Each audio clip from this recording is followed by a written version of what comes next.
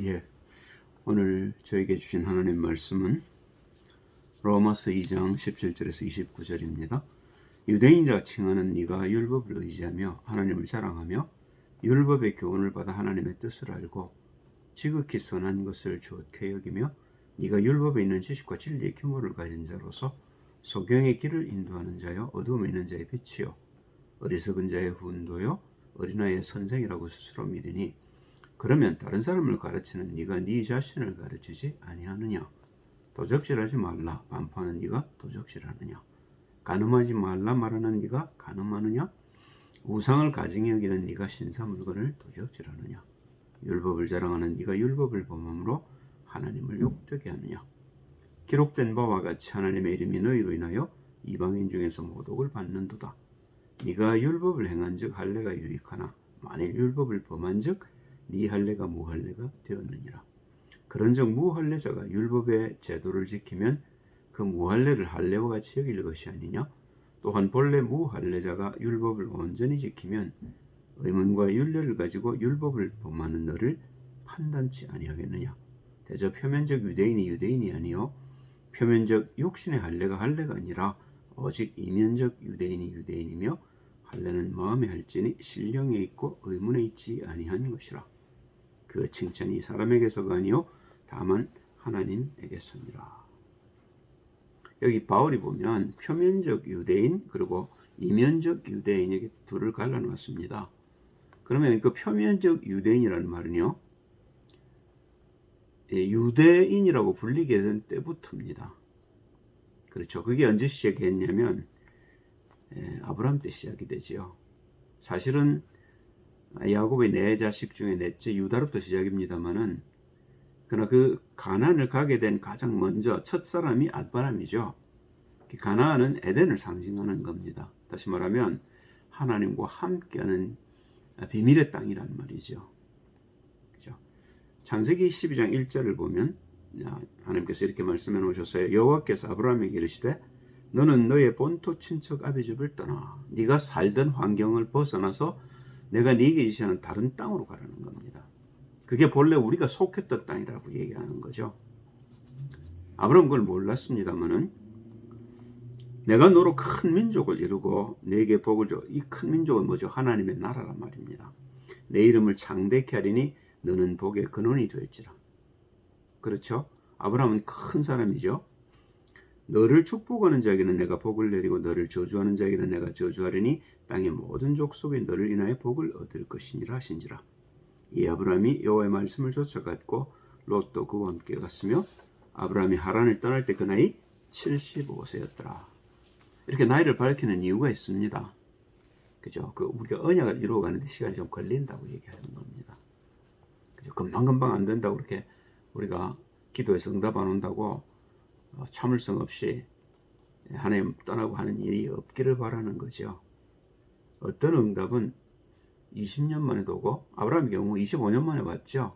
99세 때 자식을 받습니다. 자, 두 번째 보시면 그 아브라함이 낳은 아들이 이삭인데요. 우리가 기억할 만한 게 있습니다. 창세기 26장 1절 4절입니다. 아브라함 때 첫 흉년이 들었더니 그 땅에 또 흉년이 들매 이삭이 그랄로 가서 아브라함은 애굽으로 내려갔죠. 그런데 하나님 이삭에게는 내려가지 못하게 막으셔요. 블레셋 왕 아비멜렉에 이르렀더니 여호와께서 이삭에게 나타나 가라사대 애굽으로 내려가지 말고 내가 네게 지시하는 땅에 거하라. 이 땅에 유하면 내가 너와 함께 있어 내게 복을 주고 내가 이 모든 땅을 너와 내 자손에게 주리라. 내가 네 아비 아브라함에게 맹세한 것을 이루어 네 자손을 하늘의 별과 같이 번성케 하며 이 모든 땅을 네 자손에게 주리니 네 자손을 인하여 천하 만민이 복을 받으리라. 아브라함에게 한 똑같은 약속을 이삭에게도 합니다. 그리고 내려가지 말라고 하는 이유가 뭐겠어요? 우리가 기도 응답이 없으면 하나님을 떠나거나 우리가 하나님을 믿는데 하나님을 잘 모르게 되면 우리도 모르는 사이에 우리 환경에 따라서 우리가 환경을 쫓아가게 되죠. 그러지 말라는 겁니다. 하나님 언약을 붙들고 하나님 나라에 뿌리를 내리라는 거죠. 세 번째 보면 야곱에게 하신 말씀입니다. 야곱이 이제 형을 속이고 아버지를 속이고 이제 그 어딥니까? 그 아브라함의 고향을 가게 되죠. 예, 그때 아브라함을 아니 야곱을 만나서 하나님 하시는 말씀입니다. 창세기 28장 10절에서 15절이죠. 야곱이 브엘세바에 떠나 하란으로 향하여 가더니 한 곳에 이르러 해가 진지라 거기서 유숙하려고 그곳 한 돌을 취하여 베게 하고 거기 누워 자더니 꿈에 본즉 사닥다리가 땅 위에 섰는데 그 꼭대기가 하늘에 닿았고 또 본즉 하나님의 사자가 그 위에서 오르락 내리락 하고 또 본즉 여호와께서 그 위에 서서 가라사대 나는 여호와니 너의 조부 아브라함의 하나님이요 이삭의 하나님이라. 너 누운 땅을 내가 너와 내 자손에게 주리니 내 자손이 땅의 티끌같이 되어서 동서남북의 편만을 찌며 땅의 모든 족속에 너와 네 자손을 인하여 복을 얻으리라. 내가 너와 함께 있어 네가 어디로 가든지 너를 지키며 너를 이끌어 이 땅으로 돌아오게 할지라. 내가 네게 허락한 것을 다 이루기까지 너를 떠나지 아니하리라 하신지라. 하나님의 소원이었습니다. 하나님의 소원은 우리 속에 하나님 나라를 회복하고 항상 함께 하셔서 항상 우리가 하나님의 보호 아래 있기를 원하신단 말입니다. 그렇죠? 그런데 우리에게 잘 안 되지요.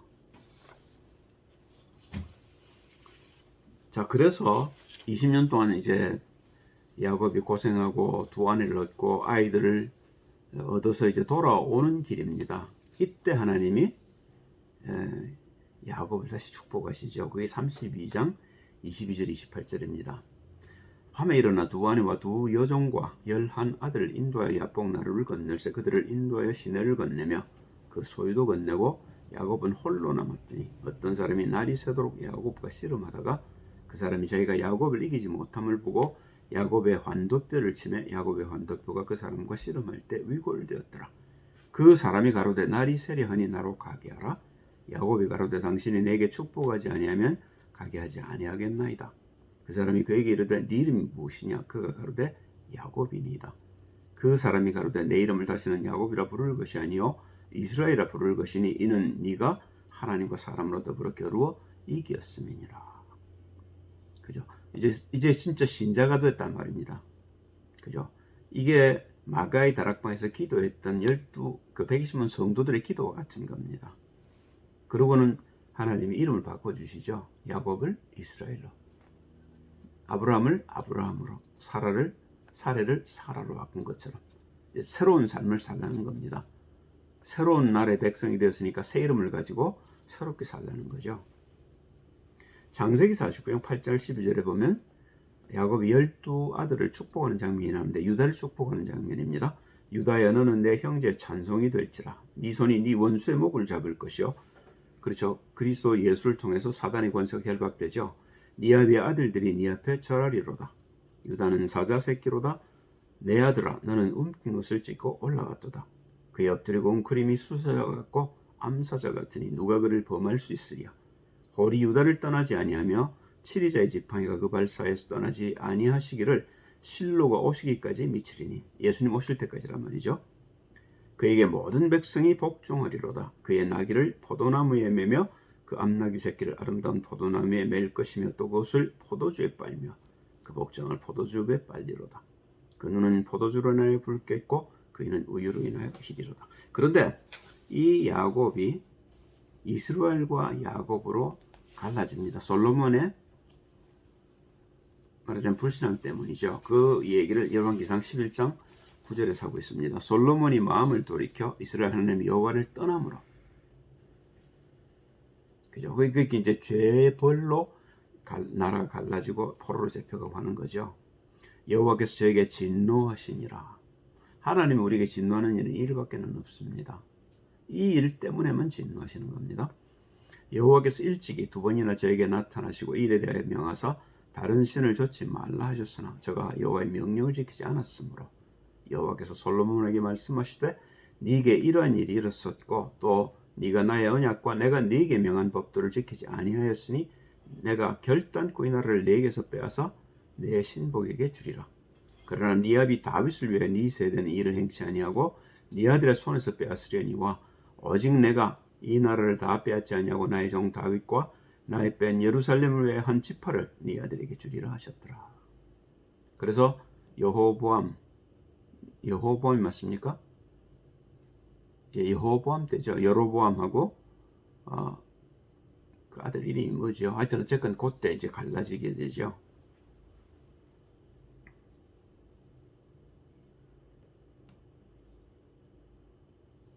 그러면 할례의 기원을 보겠습니다. 할례는 언제 주셨는지 창세기 17장 9절 14절에 기록이 되어 있습니다. 하나님이 또 아브라함에게 이르시되 그런즉 너는 내 언약을 지키고 내 후손도 대대로 지키라. 너희 중남자는 다 할례를 받으라. 이것이 나와 너희와 너희 후손 사이 지킬 내 언약이니라. 너희는 양피를 베어라. 이것이 나와 너희 사이의 언약의 표징이니라.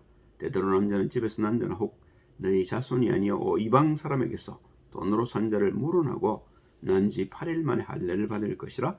너희 집에서 난 자든지 너희 돈으로 산 자든지 할례를 받아야 하리니 이에 내 언약이 너희 살에 있어. 아주 중요한 얘기죠. 우리와 함께 하신다 그 말입니다. 임마누엘이라는 얘기입니다. 내 언약이 너희 살에 있어. 그죠? 임마누엘, 하나님이 우리와 함께 하신다는 말입니다. 영원한 언약이 되려니와 할례를 받지 아니한 남자 곧 그 양피를 베지 아니한 자는 백성 중에서 끊어지리니 그가 내 언약을 배반하였음이니라. 우리가 언약을 놓치면 죽는 겁니다. 그죠? 그러니까 구약 때 하나님이 언약으로 할례를 백성들에게 주셨다는 거죠.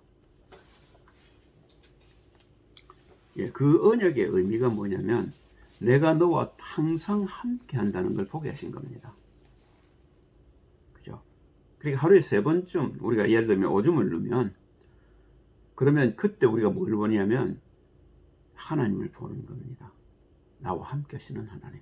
그게 할례의 의미란 말입니다.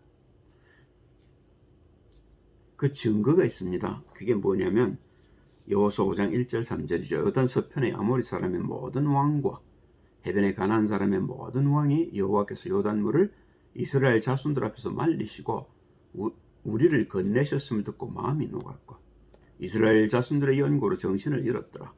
그때 여호와께서 여호수아에게 이르시되 너는 부싯돌로 칼을 만들어 이스라엘 자손들에게 다시 할례를 행하라 하시매 여호수아가 부싯돌로 칼을 만들어 할례산에서 이스라엘 자손들에게 할례를 행하니라.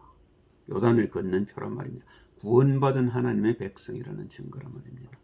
5장 9절에 이렇게 썼습니다. 여호와께서 여호수아에게 이르시되 내가 오늘날 애굽의 수치를 너희에게서 굴러가게 하였다 하셨으므로 그곳 이름을 오늘까지 길갈이라 하느니라. 애굽의 수치, 사단의 종되었던 삶에서 벗어나서 이제 하나님의 종이 되었다는 표시란 말입니다.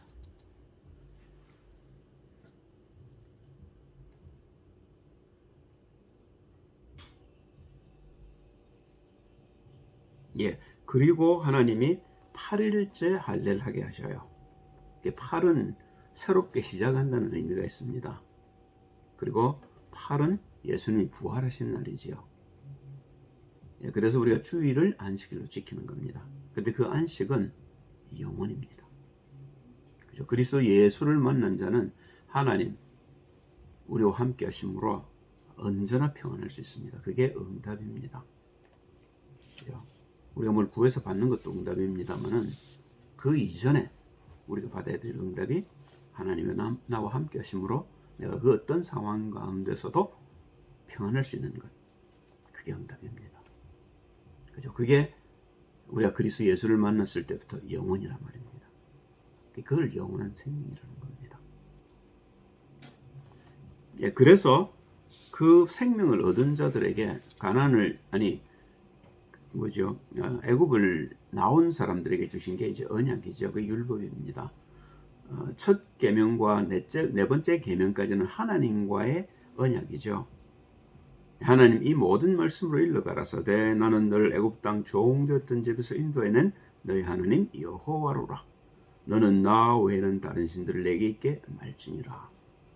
이게 첫 계명이죠. 너를 위해 새긴 우상을 만들지 말고 또 위로 하늘에 있는 것이나 아래로 땅에 있는 것이나 땅 아래 물속에 있는 것에 아무 형상이든지 만들지 말며 그것들에게 절하지 말며 그것들을 섬기지 말라.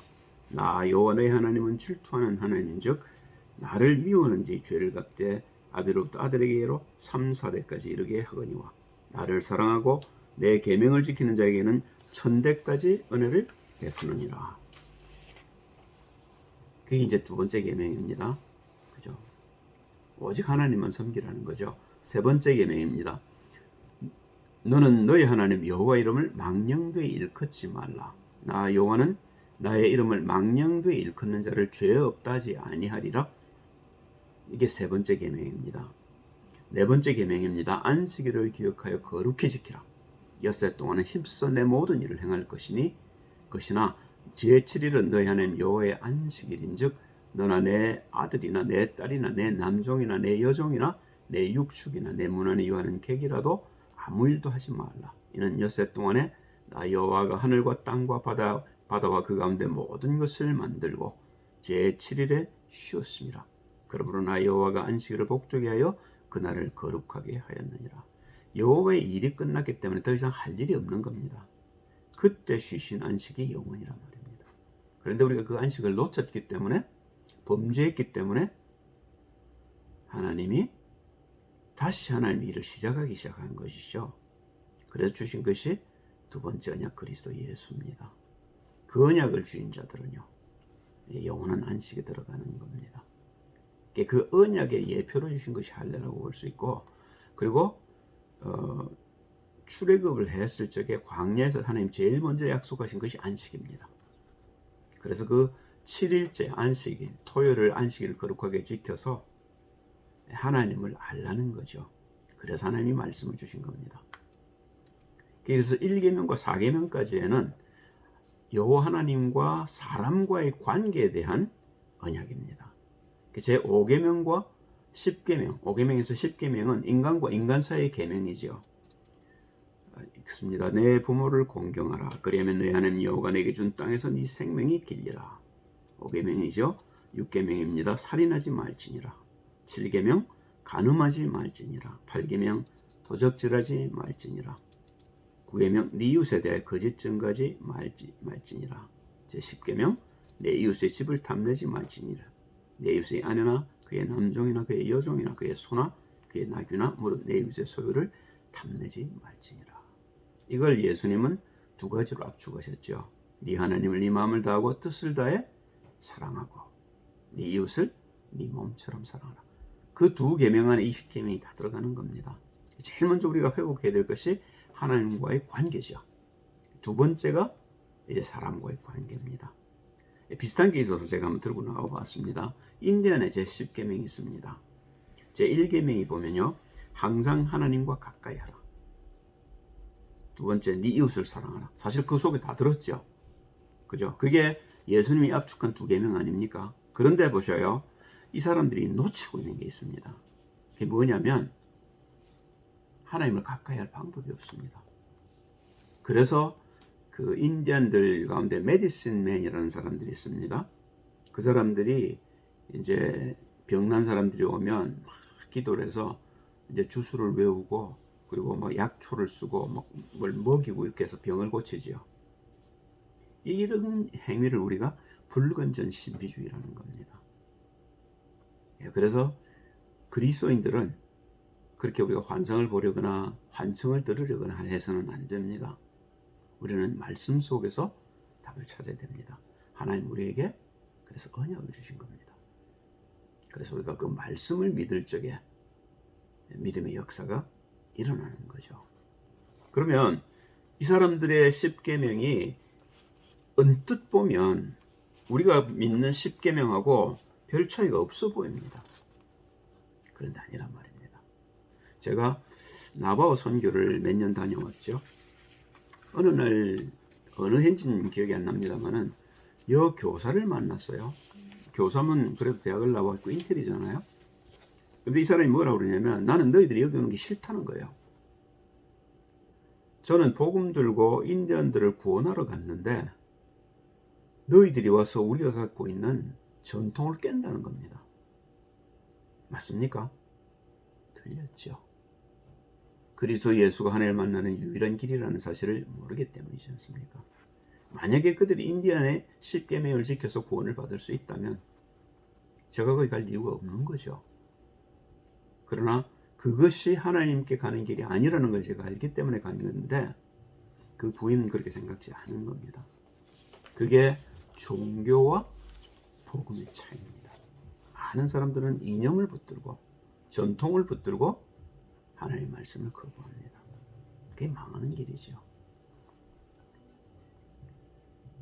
그리고 이 사람들이 하는 모든 말씀들이 다 얼마나 정확한지 모릅니다. 제가 조금 더 보겠습니다. 제3계명입니다. 필요한 곳에 도움을 줘라. 제4계명 항상 정직하라, 진실하라. 5계명 옳다고 믿는 것을 하라. 틀린 거 하지 말라. 네가 악하다고 생각하는 거 하지 말라. 그 말이죠. 마음과 몸을 건강하게 하라. 얼마나 많습니까? 우리 몸이 성전이니까 깨끗하게 해야 되죠. 자연을 사랑하라. 하나님 주신 거니까요. 자신의 행동에 책임을 져라. 악한 짓 하지 말라는 거죠. 힘써 얻은 것을 사회에 환원해라. 네가 부자냐? 가난한 이웃하고 나누어라. 그 말이죠. 구약에 늘 하는 말 아닙니까? 과부를 구제하고 고아를 돌보라는 거죠. 인류를 위해 합력하라. 모든 걸 합력하여 선을 이루라는 말을 합니다. 얼마나 바른 말만 하고 있습니까? 그런데 보셔요. 우리가 인간이 갖고 있는 선을 추구하는 걸 이사야서 64장 6절은 뭐라고 말씀하시냐? 보겠습니다. 대저 우리는 다 부정한 자 같아서 우리 다 죄인이란 말입니다. 그러니까 죄인이 옳다고 생각하는 것 해봐야 죄인입니다. 우리의 의는 다 더러운 옷 같으며 우리는 다 쇠폐함이 잎사귀 같으므로 우리의 죄악이 바람같이 우리를 몰아가나이다. 그죠? 암만 선하게 살려고 애를 써도 착한 죄인인 겁니다. 그죠? 그 죄를 벗어나지 못하면 구원을 못 받는 거란 말입니다. 그죠? 그런데 사람들은 그 율법의 선한 것을 가지고 사람을 정죄합니다. 그죠? 그 기독교인을 폄하하는, 예를 들면 불교인들 가운데서 불기독교인들 아주 악하다 이런 얘기를 한단 말입니다.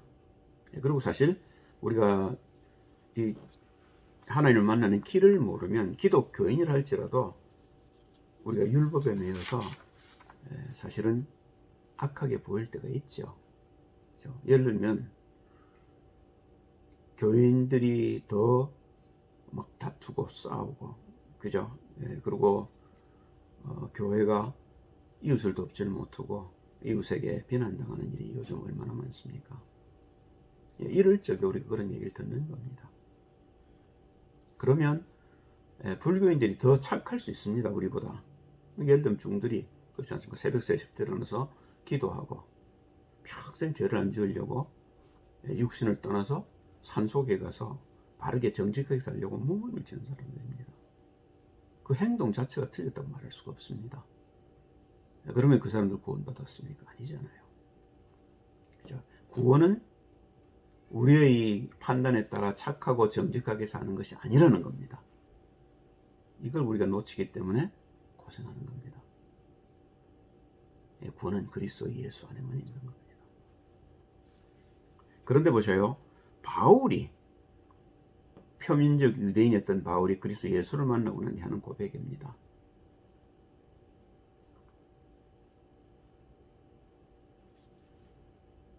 빌립보 3장 6절에 보면 이제 바울이 그랬죠. 율법의 의로는 흠이 없는 자다 내가. 율법 다 지켰다는 겁니다. 예를 들면 인디안들이 10가지 계명, 아니면 바울이 지킨 게 사실은 1계명에서 4계명이 아니라 5계명에서 10계명인 거죠. 그죠? 그 계명을 열심히 지켰는데 사실 바울은 그리스도를 몰랐습니다. 하나님을 몰랐습니다. 하나님 만난 길을 모르는데 어떻게 하나님을 알 수 있었겠냐 말입니다. 그런데 그리스도를 만나고 하나님을 알고 난 뒤에 보니까 뭐죠? 내가 헛고생했구나를 깨달은 거죠. 로마서 7장 24절에 바울이 이런 고백을 하고 있습니다. 오라 나는 곤고한 사람이로다. 이 사망의 몸에서 누가 나를 건져내랴. 이 말은요, 우리가 예수를 믿고서도 온전히 그 죄에서 벗어날 때까지는, 죄를 벗어나는 길을 온전히 누릴 때까지는 시간이 걸린다는 겁니다. 그죠? 그런데 사실은 이 고백을 하지만 바울이 로마서 8장 1절 4절에서 그리스도 예수로 말미암아 얻은 복을 얘기를 하죠. 그게 우리가 누려야 될 그리스도 예수 안에 있는 복입니다. 골로새서 2장 11절을 보면 바울이 이 할례를 어떻게 이해했는지를 알 수가 있습니다. 또 그 안에서 그리스도 예수 안에서지요. 너희가 손으로 하지 아니한 할례를 받았으니 곧 육적 몸을 벗는 것이요 그리스도의 할례니라. 그러니까 할례 주신 목적을 십자가와 부활로 본 겁니다. 제대로 본 거지요. 그죠? 그게 할례 주신 목적 아닙니까? 그러니까 바울이 이런 고백을 할 수 있는 겁니다.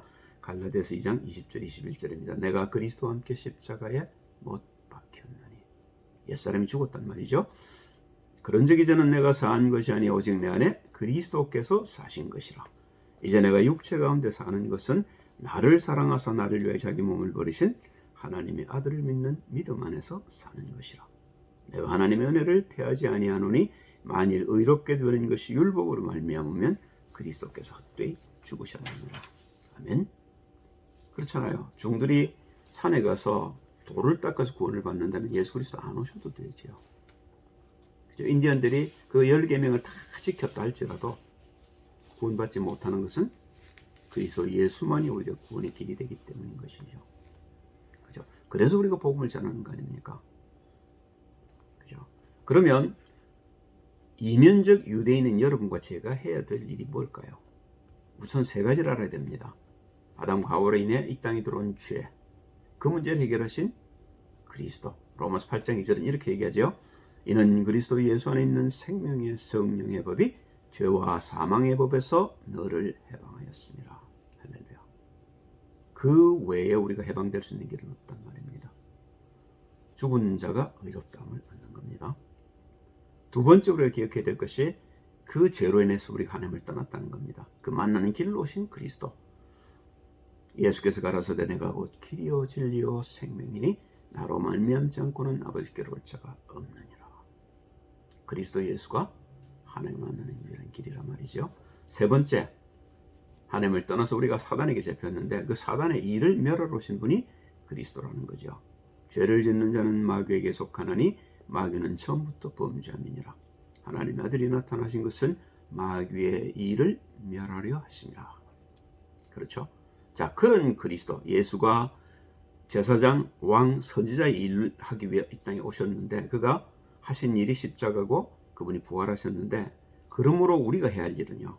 그 그리스도 예수를 우리의 주인으로 우리의 마음에 영접하는 거죠. 요한복음 1장 12절입니다. 영접하는 자, 곧 그 이름을 믿는 자들에게는 하나님의 자녀가 되는 권세를 주셨으니 우리가 하나님 자녀가 되면요. 제일 먼저 얻는 게 뭐냐면 자녀라는 신분이죠. 갈라디아서 4장 6절입니다. 너희가 아들인 후로 하나님이 그 아들의 영을 우리 마음 가운데 보내사 아바 아버지라 부르게 하셨느니라. 우리가 이제 하나님을 아버지로 모시니까 어떡하죠? 성령의 인도를 받습니다. 요한복음 16장 13절이죠. 그러하나 진리의 성령이 오시면 그가 너희를 모든 진리 가운데 인도하시리니 그가 자의로 말하지 않고 오직 듣는 것을 말하시며 장래 일을 너희에게 알리시리라. 그러면요. 우리에게 이제 응답이 옵니다. 지금까지는 내가 내 이름으로 아무것도 구하지 아니하였으나 구하라 그리하면 받으리니 너희 기쁨이 충만하리라. 이제 네 번째 오는 응답입니다. 지금까지는 예를 들면 내가 예수를 그리스도로 구주로 영접하기 전에는 우린 다 마귀의 자녀였습니다. 그럼 사단은요 우리의 원수였죠. 우리 아버지였습니다만은 지금은요 우리의 원수가 된 겁니다. 그 원수를 이길 힘을 그리스도 예수께서 우리에게 주신 겁니다. 누가복음 10장 19절이지요.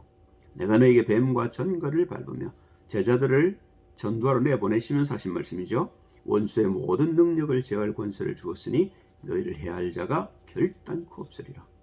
아무도 음부의 권세를 못 이긴단 말입니다. 그리스도 예수 외에는.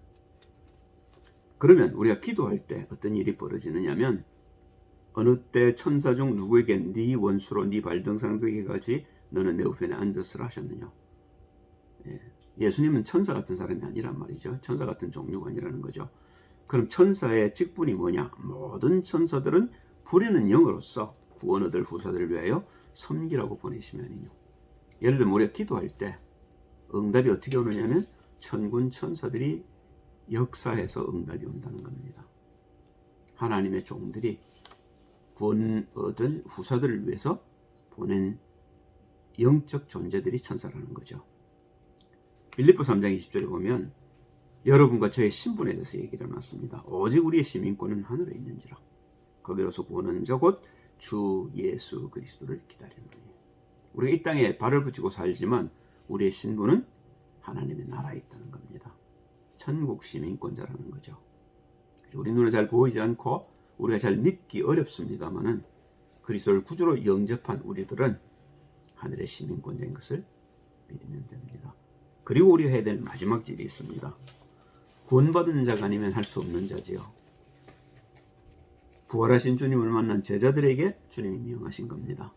마태복음 28장 18절 20절이지요. 예수께서 나와 일러 가라사대 하늘과 땅의 모든 권세를 내게 주셨으니 그러므로 너희는 가서 모든 족속으로 제자를 삼아 아버지와 아들과 성령의 이름으로 세례를 주고 내가 내게 분부한 모든 것을 가르쳐 지키게 하라. 벌저다 내가 세상 끝날까지 너희와 항상 함께 있으리라 하시니라. 그죠? 구원받은 백성에게만 주신 축복입니다. 여러분과 제가 아니고는 세상을 살릴 사람이 없단 말입니다.